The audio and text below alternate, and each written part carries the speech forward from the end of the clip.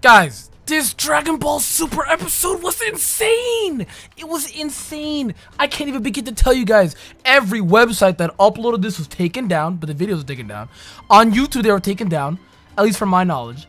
Crunchyroll was crashed for an hour. It came out an hour later. Crunchyroll was gone. And some people being even so ungrateful that any, video that Crunchyroll would share out on Twitter, people be all like, you know what, we don't want this. We want 109 right now. We want Dragon Ball Super right now. Guys, worth the wait. Worth the wait. Don't let anybody discredit this fight. Alright? It's worth the wait. If you're watching this video, it is beyond spoiler point now. There will be spoilers of what happened in this 1 hour special. If you don't want to get spoiled, stop watching now. Go watch the episode and then come back. But hello, hi. If you guys first off enjoying, please, let's get a fuck ton amount of likes down below. And everybody post your thoughts down below, guys. It's going to be one of our biggest videos yet. I'm sorry that I couldn't get a live reaction out. I'm going to try to actually do a live reaction for the next one because it's a process. It's kind of a sketchy process on not to get taken down or not to get a copyright strike or not to get your video flagged by YouTube, since anime content is very, very scary to do, since I've lost 2 channels and a Twitch channel to that. So not really the smartest thing to do. So I'm trying to find ways right now to do it to where I don't get fucked over. And unfortunately, I didn't really find a way enough in time in order to do this because I really wanted to do it for this time. But guys, like I said, drop a fuck ton of likes down below. Everybody pull your thoughts down below. What do you rate this out of 5? And we're just gonna go in with it. Really annoying that this chick that's talking about love and shit like that is actually plays some type of role. She's really annoying. Starts off in the beginning between her and Goku. She actually potentially ends up being a threat, and she tries to take on Goku. Gets fucked over immediately when he goes Super Saiyan Blue, when she is quote-unquote reborn into her brand new phase. Yada yada yada. Blah blah blah. Skip through that. She gets fucked up by Goku. Jiren is intentively looking at Goku the entire time, and Krillin actually mentions it as well, that Jiren definitely sees Goku as somebody who's going to be a nuisance to the universe, winning, since he's been staring at him this entire time, ready to knock this nigga out. You know what I mean? And the God of Destruction from Universe 11 so speaking to him, which I don't know if you can do this legally. I would like to say yes, since everybody from the stands are speaking to people in the fight, but mentally speaking to them, I don't think it's a problem, but it could be a problem. Who really fucking knows? At the end of the day, it already happened. How this essentially went down is he told Jiren to unleash your full power, knock Goku out. And your plan is Goku is seen as one of the strongest fighters right now in this entire universe. A lot of people don't even see Jiren as a threat, since he's not speaking, he doesn't move, and doesn't fight at all. He's only fought twice, if I'm not mistaken. Maybe. Because I know for a fact that he actually knocked out Kale, but I don't remember who else he fought afterwards. I just don't feel like it was only that time against Kale. But people don't really see Jiren as a threat, which is weird because the man devastated Kale. He was blowing everybody away. But he isn't really seen as a threat. So then you have Goku, who is seen as the majority threat. Yeah, the majority consensus, Goku is the problem, Goku is a threat. So the God of Destruction was like, you know what, dude, let's go ahead and knock out Goku, since everybody sees Goku being the biggest problem, the biggest threat here. If Goku's knocked out, not only will Universe 7 crumble, since they'll lose their will to fight, but so will a lot of other people, since this guy is going to show the gap between him and Goku, who seems the strongest fighter, and then just terrorize everybody mentally, then scorn them. Destroy their mental compass of actually wanting to fight by destroying their prize, Goku. So, he went full throttle into this fight, like I said. And man, this fight was insane, dude. Jiren had the upper hand the entire time. It was actually crazy. Like, you would think that Goku would at least do some type of chip damage. None at all. Absolutely none. He started off by going base. Jiren's just sitting there. It's almost like Jiren can create a force field of energy based off his own energy. The guy's insane. He can literally create an energy shield that he cannot be attacked by and defends him from ki blasts all by his eyes. His eyes, which is a mystery to us because, we know he's an alien nigga ETS. We don't know too much about him. We know that he's alien. The eyes are pretty big, so maybe they play some type of role that we have yet to find out yet, because we still know next to nothing about Jiren. But we do know is that his eyes prevent this stuff. He's very capable of defending off a lot of ki blasts. I mean, the man took a Kamehameha wave to the face, and it's like his eyes are creating through a force field based off his energy. And he can't be touched, he can't be scaffed, nothing. So Goku amps out to Super Saiyan 1. You know, still, nothing is happening. Goes to Super Saiyan 2, and when he's punching and beating him up continuously, his neck actually moves just a little bit. So he gets a small amount of movement out of Jiren. And he doesn't even go Super Saiyan 3. This is how irrelevant this transformation is. The transformation is redundant, it's irrelevant, and honestly, Dragon Ball could have done without it. Since you see that it's hardly used, and every time that it's used, he doesn't win with it. He didn't win against Kid Buu, he didn't win against Beerus, and here he is now, not winning against Jiren. I think the only person who won against it was, Future Trunks when he came back in the Goku Black arc. That's really it, but I mean, come on now. That's the spar, come on now. But essentially here, he goes up into Super Saiyan God, which is red state. And now he actually makes a move because now he's using a finger to block everything now. So you can see that this is actually going to make a move a little bit. Goes Super Saiyan Blue, and Goku actually now can actually move his body now. Which, think about it. One of Goku's highest transformation just makes Jiren's body move. That's it. That's literally it. He pushes Jiren back into a boulder, and Jiren is completely unscratched by that. But he's almost like he just defended himself. So he's not scratched at all.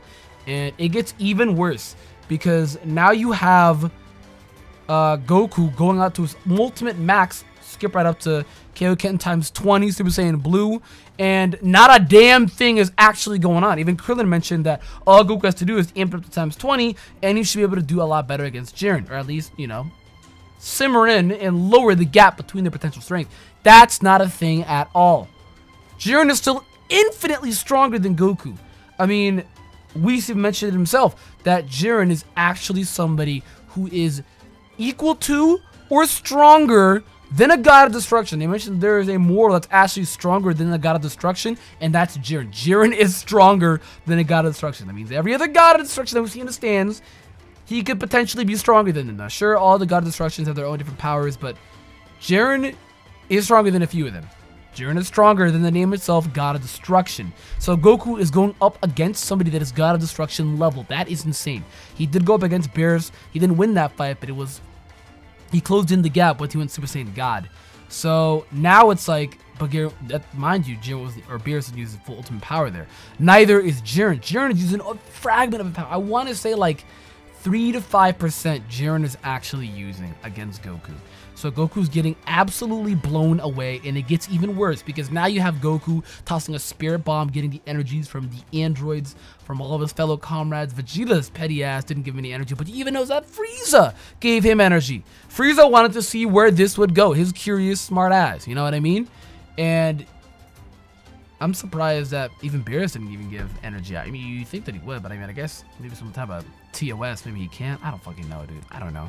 What I do know is the majority of Universe 7 gave Goku the power that he needed, and it's like Goku had a massive spirit bomb, and even though it wasn't even ready at the time, Jiren still allowed him to get it ready. So when he got it ready, he threw it at Jiren, and everybody's sitting there like, Goku, what the fuck are you doing? Everybody, I know us, the viewers, we're sitting there like, that is 100% not going to work, Goku. If you actually sat there and believed the Spirit Bomb would legitimately destroy Jiren, you are out of your goddamn mind.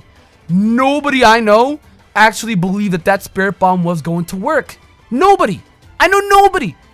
I mean, Kid Buu threw that bitch back, but hey, he got energy back. That's a whole nother day for another time.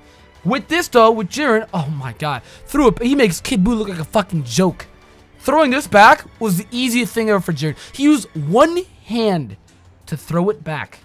And then when Goku decided to go to times 10 Kaioken Super Saiyan Blue to keep pushing back, he uses two hands and whips out a little bit more with power. Not even a lot, just like maybe like 2-3% more, maybe 5% more, somewhere around that range, and pushes back with that force, and Goku gets obliterated. He gets obliterated. His energy, gone. Goku's consciousness, gone. Falls into the Spirit Bomb, and it seems like he's losing consciousness. He gets ruptured, and people are assuming that he's vaporized. Episode 109, wrap. That's it. Goku's looking like he's dead. Episode 10 starts up. Goku's looking like he's dead. Goku's like he's out of the tournament. People don't know if he's alive right now. Everybody's given up, even Beerus. You see, even Beerus getting this insane reaction out of Beerus means a lot. So for this to happen is saying something. I mean, even Zeno was ready to just tap Goku's name out. Goku was done, you know? Even Whis was saying that, hey, he threw it at him, so it's not really Jiren's breaking the rule, because people think that Jiren killed Goku by actually throwing it back. That's not the case. Since Goku actually created the Spirit Bomb, it was Goku's attack. All Jiren did was throw it back. Deflecting back a move that is killer, that has killing intentions with it, is not a bad thing on the person deflecting it back. Only the person that sent it first. Since they're the one that sent it like that, they take the risk of the other person whipping it back and thus them dying. And that's exactly what happened to Goku, which he, quote unquote, people think that he died here. He really didn't. Come on now. Come on now. Come on. We know the series, Goku's not going to die. You know, he's died 50 million times. This is not the spot where he's going to die. All right? This is not. They did clickbait us with Goku dying to hit, because really he didn't. He just threw an energy ball up in the sky, shocked himself back up. But I mean, with this, he does not have the time or the leisure to actually die. So Goku actually ended up being alive. A brief description about this, actually, to actually let you guys know this, is since Goku actually ended up being alive, he's in the brand new state that we actually saw. And with this state, it's called Ultra Instinct, is what the state is called. A lot of people were hypothesizing, saying that it's Limit Breaker Goku. That was the unofficial name for it. It was just Limit Breaker Goku, since Goku's breaking his limits, going beyond. But Goku actually hit some state called Ultra Instinct, which not even God Destructions are capable of doing. Not even gods themselves are capable of doing. A god is capable of doing it, but it takes a tremendous amount of time and effort and a bunch of willpower. And Goku did this on his very first attempt, mind you. His very first attempt. So he's making it look like it's insanely easy, when really it's one of the hardest things to actually do. Ultra Instinct is a state where basically your instincts are heightened. You become faster, you're more aware of what your opponent's going to do. It's kind of like the ultimate Sharingan, but more OP because Dragon Ball mechanics. You know what I mean? You can kind of look at it like that. You see even Beerus' expression as well. Beerus looks like he's more angry that Goku's capable of doing this and not himself doing this, is from what I'm feeling. Because it feels like Beerus actually tried to awaken the Ultra Instinct as well, but probably failed countless times, and you can't blame him. A god himself actually doing this is insanely hard. They said only few have done it and mastered it. I don't even know whom, but you know what I mean. Dragon Ball mechanics, they're going to be doing something like that. Every god is aware of the name Ultra Instinct. You can see every god's reaction towards hearing Ultra Instinct. Even the Great Priest knew that it was Ultra Instinct. And you can see here that the Spirit Bomb was the trigger for it. Whis goes down to break it down that the Spirit Bomb was actually the trigger for him to awakening Ultra Instinct. And then Krillin has this weird hypothesis saying that he absorbed the Spirit Bomb. But that's actually not the case. My man Tien, odd enough, actually breaks it down saying the power of the Spirit Bomb didn't work on Jiren. Therefore, then Goku absorbing the power of the Spirit Bomb would not, you know, make the gap this much smaller. So, I mean, I was sitting there thinking the exact same thing that Tien was. I really was. Krillin, you're dumb as fuck. I don't know why you would think that. I don't know why. And the best way that I can probably say to break this down is the energy of the Spirit Bomb was like Goku's placeholder, you know what I mean? It was a temporary source of power since his body was 100% depleted by stamina and energy. It was kind of like a temporary source of power, kind of like a lit candle inside of his body that it stayed as, you know what I mean? He just used it as energy, as an energy source. But the power is him. The power is him. He needed the energy in order to sustain that form, and the power is all Goku. It's all him. He just unconsciously awakened it. They even said that in the big explosion, the raging power of the Spirit Bomb that entered Goku, just his own power tried to resist it. And thus, the clash of the powers, and bam, he broke through. Thus, going beyond his limit and then awakening this form. But the question is that a lot of people don't understand, not even Whis understands, which means being a genius, The heat. It's the heat around him. They don't necessarily understand that. And when I first watched this, I'm like, maybe Goku has just fucking hit God of level destruction. I think he's a God of destruction level. Hell, maybe even beyond that. I mean, he's putting up a good fight against Jiren right now. But the question is, can he sustain it and how long? A lot of people sat here saying that once Goku hits the transformation, going to make Jiren look like his bitch. And boy, was a lot of people wrong. Jiren blew him away, dude. He blew him away. Now, I'm telling you right now, top-notch animation. This shit was godlike. That scene where you see Goku turning around slowly, running up at Jiren's face, staring at him, ready to beat his ass. Bro, that shit was clean, dude. That shit was clean, bro. That shit was clean. Don't let anybody degas that shit. That shit was fire, bro. But the real question is the heat, and no one really knows what the heat is. Now, my theory, maybe it's the heat of the Spirit Bomb that he's using as an energy source for now to sustain this form. I think maybe that is, because a lot of people keep getting it mixed up. This is the best way to break it down. The Spirit Bomb is not the reason why he, well, it's a trigger, but not the sole reason why he's capable of awakening this form. Ultra Instinct. The Spirit Bomb is more like, the energy of the Spirit Bomb is more like a placeholder. It's more like what's the best example for it? It's more like I put, I don't know, like a bridge. You know, the things underneath the bridge, like the building blocks? It holds it up. That's it. It just keeps his energy sustained that way that he has some type of energy to be able to keep this form sustained. That's really it. That's really the best thing that I can put it. Because a lot of people are saying that, oh, Goku only got it because of Spirit Bomb. Yes, it was a trigger, but at the same time, kind of not. You could even see them in Goku throwing a flurry amount of punches at Jiren. His eye color is changing back to normal. Thus, Jiren figuring this out. He actually sees... I feel like Jiren actually took that hit. When Goku kneed him in the gut, I feel like he took that hit, realizing that Goku was about to run out of this form, and then completely get the upper hand. I genuinely feel like that was it. I genuinely feel like that was it. And also, somebody else tell me this, but did anybody else hear, like, the Great Ape? Every time when Goku would scream, or when he would yell, you can hear a Great Ape voice line over Goku's voice lines. And maybe that has something to do with the heat? I don't know. All I know is that the Great Ape, you can actually hear it, or some type of monkey. You can actually hear this bitch. Like, if you guys go back and see when you're throwing a flurry amount of punches at Jiren in that Ultra Instinct form, you actually can see that you hear an ape, a giant ape, screaming alongside with Goku. And I don't know if this is intended or not, but maybe this has something to do with the heat. I don't know, guys. I genuinely don't know. I mean, then again, he's a Saiyan, and the Great Apes always play a role with the Saiyan. I mean, TBT. So maybe that was it. But that scene where Goku was running at Jiren at full force, that scene right there, dude, that shit was raw as fuck. Because if you actually look at Jiren's face, he's like, dog, GG no re, I got you.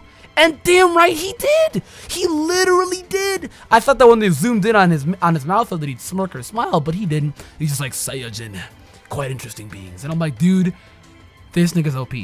This nigga is OP as fuck. Goku's in his absolute max, and he makes Ultra Instinct look free. I don't get it. The guy is too strong. I just don't get it. And another theory as well is maybe that the heat burning through his body really fast, since he can't necessarily maintain or control it, or he doesn't have enough energy. He only has energy based off the Spirit Bomb, so not enough energy and actually to sustain the Ultra Instinct state of form. Maybe that's why you see so much heat around his body, because he's burning through this state so fast that he actually can't maintain it and stay in it too long. I think maybe that might be it, because when he actually punched Jiren, Jiren was mentioning a thing that this heat, that is your limit, and that's what makes me believe that the heat was just Goku probably burning through the energy that he had left from the Spirit Bomb, just like that, therefore not sustaining in the Ultra Instinct form. And then Goku gets fucked up. Oh my god, like, this is basically getting Goku fucked up. Like, even Goku's Ultra Instinct, yeah, he's staying toe-to-toe to Jiren, but there's answers to it. Number one, we don't even know if Jiren is using his absolute maximum power, even though the God of Destruction told him to. We don't know. Number two, as well, Goku's using his absolute max, and he's only going toe-to-toe with Jiren. That's a problem. And thus, Goku's also on a time frame here, since He just got this form. He doesn't know how to control it. We don't know how long it's going to last. We could only see it last about like 5 minutes. So he got fucked up to then see hit pull up. To see hit pull up, bro. An assassination mine, since he did say, or Vados actually mentioned that with an assassin, the weakest point of warrior actually is when they're doing their finishing move, and not even Jiren is fazed by that. So Jiren, we don't know what he is. We all knew he'd be strong, but this is something else. We at least thought that Ultra Instinct would wear out Jiren, get him a little tired, get some scratches on him. Jiren is completely unharmed, not even tired. Dude, didn't even shoot a Ki Blast until the very last second, shooting Goku away. Dog, this man is OP. Like, I feel like I want to watch this way more, Dragon Ball Super, just to see how he loses or to see what happens to him, you know? God forbid they don't do us as a Madara, though, you know what I mean? Where Madara became so OP that Zetsu pulls up, he dies, and Kaguya pulls up. I hope some bullshit like that, Toriyama, please, which I don't think that he'd do, but that would be some absolute bullshit. Don't take notes from Kishi, my guy. And then you have last second 2 where Frieza actually kidnaps Goku. I feel like Frieza was waiting for this moment. He knew that Goku would burn out, and then he waited for Goku to be at his absolute weakest. Kidnaps Goku last second, and now is about to kill him? Dragon Ball Super is at its absolute max right now, guys. Even Dokkan Battle just updated with the banner on JP of Ultra Instinct Goku. So I'm hyped. You'll probably see a video of that tomorrow. I'm fucking hyped. But guys, Dragon Ball Super is insane. This, honestly, I give it a 4 out of 5. I don't want to give it a 5 out of 5 because, yes, I do have some gripes at the end of the day being, you know, Dragon Ball Super. I think the OST was insane. I think the animation was really good as well. I'd probably, honestly, yeah, I'd honestly maybe even get more lean close to a 5 out of 5. I think the only thing that doesn't make it out of a 5 out of 5 for me is, I guess, questions. A lot of questions unanswered. A lot of small, vague hints and stuff like that. And I think that's for it for me. I know it's confusing, it's complex, but I think that's for me, in my own opinion, why I give it a 4 out of 5. Still, really good. A must-watch for anime watchers. A must-watch in overall anime. This will go down in history. This episode went viral, might I tell you. It's actually trending on Twitter. It was actually top 5 most trending things on Twitter. It was just insane. Everybody was talking about it. Everybody was talking about it. That shit was fire. If you guys enjoyed, though, let's have a like, subscribe, and I'll see you guys next time.